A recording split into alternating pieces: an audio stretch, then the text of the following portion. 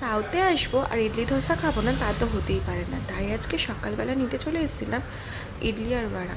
তো এখানে দেখো বড়া বিক্রি হচ্ছিলো, ইডলি বিক্রি হচ্ছিলো, তারপর নুডলস, ধোসা সবই ছিল। বাট আমি এখানে নিতে শুধু এসেছিলাম হচ্ছে ইডলি আর বড়া। আমি এখানে অনেকক্ষণ দাঁড়িয়ে ওয়েট করছিলাম আর বলছিলাম আমাকে একটু পার্সেল করে দাও। অনেকগুলোই লোক ছিল, যেহেতু এখানে সকালের টাইমে সবাই মানে ইডলি ধোসাই খায়। যেমন মুম্বাই সাইডে বড়া পাও আর সাউথে তো ইডলি ধোসা।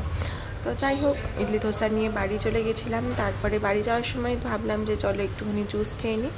এখানে মুসম্বির জুসটা একদম বাজে ছিল, মানে আমি এক চুমুক খেয়ে ফেলে দিয়েছিলাম। ওই দেখো, আমি বললাম যে চিনি দিতে না, বললাম আমি ঠিক আছে শুধু নুন দিচ্ছি, বাট ওই হাঁড়ির মধ্যে চিনি, আইস সব রকম দেওয়া ছিল।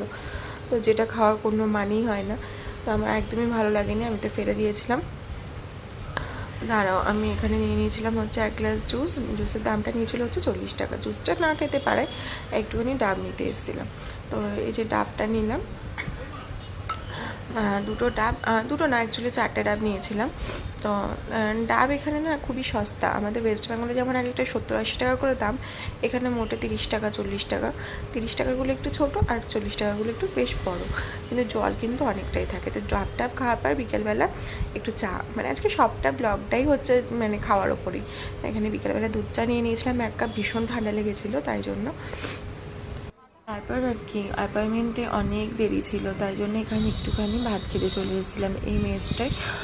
মেসটায় সব রকমই পাওয়া যাচ্ছিলো, ভেজ নন ভেজ। তো এখানে দেখো এরকমভাবে দেয় আর কি। ওদের তো সবই টক, মানে যেটাই খাবে সেটাই টক। আমাদের বাঙালিদের জন্য এদের খাবার খুবই বাজে।